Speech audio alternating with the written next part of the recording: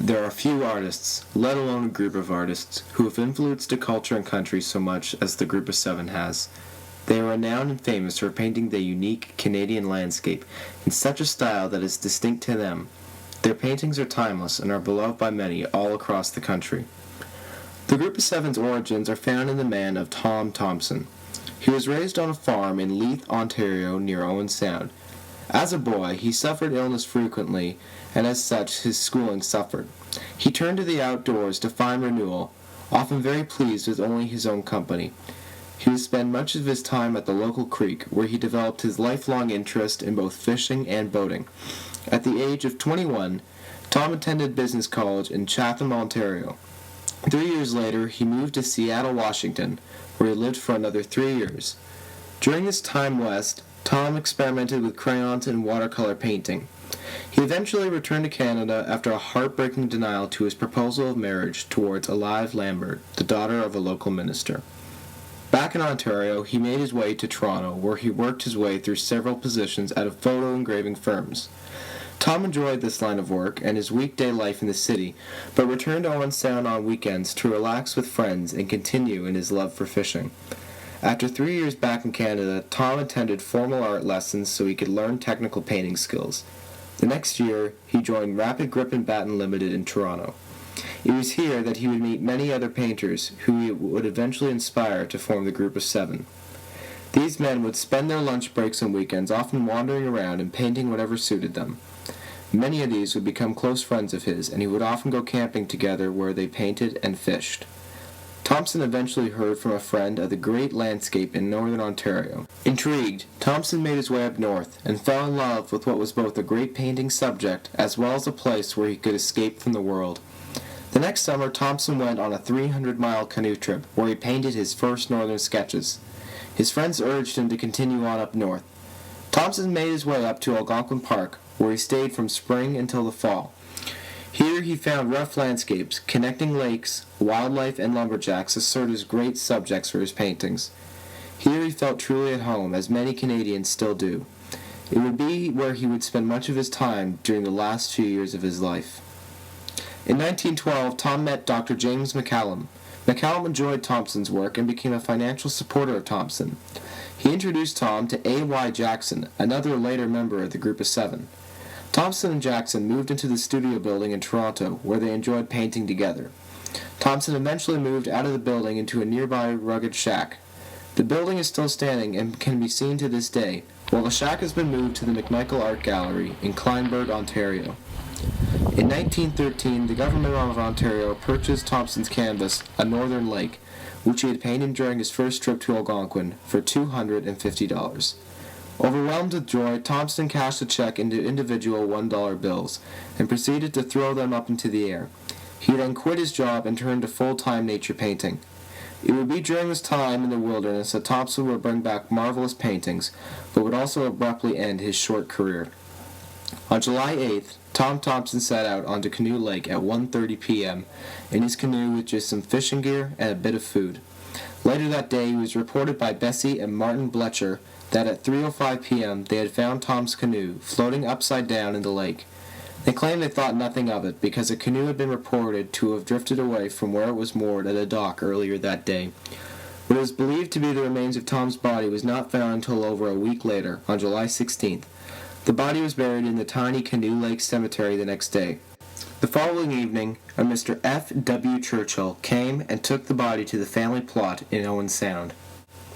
3 years after Tom Thomson died, Lorne Harris assembled a group of artists in his home in Toronto, Ontario.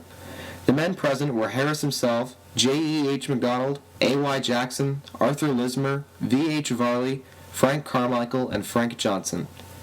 The men had known each other for some time before this night. Both Lismer and Varley knew each other from where they had been in Belgium, where they had trained and worked for newspapers, drawing satire comics. A.Y. Jackson originally moved to Toronto from Quebec after Harris and other later members of what would be the group had met him at a Montreal art show and convinced him to come to Toronto so he could work with them. Most of the men had worked together at the Toronto art firm Grip Limited. Here they would paint both professionally and in their free time. They would often spend their lunch hours wandering around outside, looking for something to paint. They had also all been members of the Toronto Arts and Letters Club, where they often assembled for lunches. The club is still running to this day. The inspiration for the formation of the group came from Harris. His vision was to unite these artists because of their similar painting style. All of these men had been developing a new form of painting that hadn't been seen before. Up until this time, most art had been done in a very European style of painting. Indeed, both Varley and Lismer had roots in this form of art. However, many of these artists had been developing a new style of painting, a style that was distinctly and uniquely Canadian. Many of the European-style paintings were very realistic looking and had been so for centuries. However, photographs were now starting to take the place of paintings. The purpose of paintings was becoming something new. Artists were now drawing more freely and not as confined to the laws of nature as they had been before. Brushstrokes, which were usually almost invisible in European paintings, were now a regular feature in Canadian paintings. Tom Thomson, along with other members of the group, pioneered this type of art in the early 1900s. They are known throughout the art world as the Algonquin School because of their unique painting style and subject matter. The group got right into Wilfrid Laurier's Century of Canada mindset. They were going to make their country known. The search for an individual national identity in World War I also fueled the group onwards towards this goal. However, the war also held the group back. Many of the members fought overseas, and had the war not have happened, the group might have formed several years earlier, with the inclusion of Thompson. In total, there are 10 members of the group of 7, 11 if one is to include Thompson. There is knowledge of one individual, Ernest Wixie, who was invited to join the group, but ultimately turned down the invitation. Wixie was also an employee of GRIP, and worked at the company for over 25 years. Ernest joined the firm in 1919, right before the formation of the group. He would often go out on Saturdays, painting with the group, and was friends with another later member of the group, A.Y. Casson. Wixie painted over 100 sketches, but is not known to have ever painted a full-size canvas. He has painted various subjects from Cape Cod on the East Coast to some northern sketches, including Algonquin Park. However, much of his subject matter is in the Kawartha region of Ontario, where he would often spend time with his family in the summer at a cottage. While honored at being invited to leave his mark on history, he turned down the invitation because the group would go away on weekend trips frequently, and he wanted to spend time with his family and attend church on Sundays. He was told that he would never become known. Ernest was fully aware of that, and to this day few have heard of him and his art. The other 3 members to later join the group were A.Y. Casson, Edwin Holgate, and Lemon Fitzgerald. Casson had been apprenticed by Carmichael, whom he also introduced to the Toronto Arts and Letters Club. It would be in the club that he would get to know other members of the group. Although significantly younger, he started to paint with the group in his free time, much like Wixie had. When Frank Johnson, the only member to leave the group, left in 1921, many thought that Casson would make a good replacement. However, it wasn't until 1926 that he would be invited to join the group. In 1930, Edwin Holgate was invited to join the group, bringing the number up to 8. However, the group remained known as the Group of 7.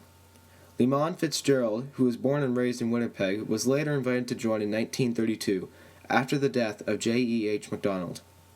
The group disbanded in 1933, after announcing so in the December of 1932. The reason was not over a disagreement or an argument. They had agreed that they had all accomplished what they had set out to do, create a unique Canadian art style.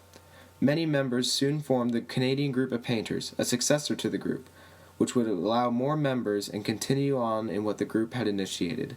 There was no stopping it now. Canada had an art form of its own. To this day, many still enjoy the works of the Group of 7. One of the most famous galleries that many of their paintings hang in is the McMichael Art Gallery, located in Kleinburg, Ontario. The gallery contains over 5,000 paintings, many of which were painted by the group. It is on this property that 6 members of the group, Arthur Lismer, V.H. Varley, Lauren Harris, Frank Johnson, A.Y. Jackson, and A.J. Casson, have been laid to rest. The gallery shows the simple achievement the group accomplished. They showed the world how beautiful Canada was. No phrase could better describe the group.